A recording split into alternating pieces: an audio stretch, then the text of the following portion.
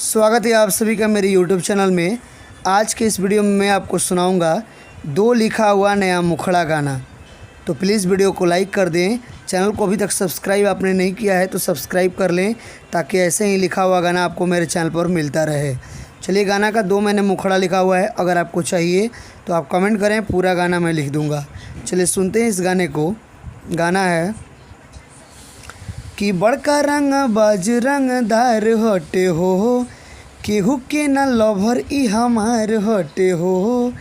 बड़का रंग बाज रंगदार हटे हो, केहू के ना लभर ई हमार हटे हो।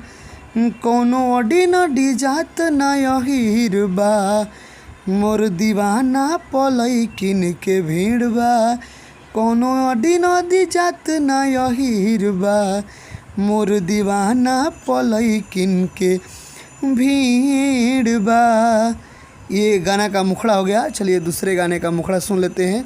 अगर मुखड़ा आपको पसंद आया हो तो वीडियो को लाइक करें, चैनल को सब्सक्राइब करें, दोस्तों में शेयर करना ना भूलें। चलिए दूसरा गाने का मुखड़ा सुन लेते हैं। दूसरा गाना का मुखड़ा है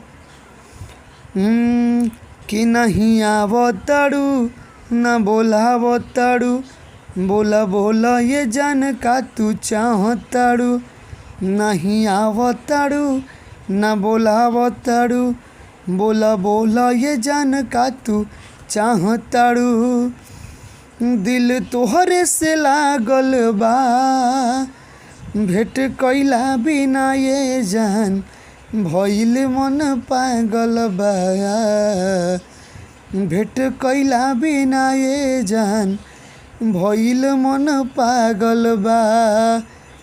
दोनों ही बहुत अच्छा मुखड़ा मैंने लिखा हुआ है दोस्तों।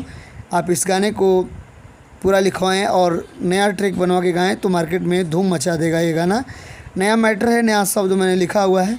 तो प्लीज़ वीडियो को लाइक करें, चैनल को सब्सक्राइब करें। तब तक के लिए धन्यवाद।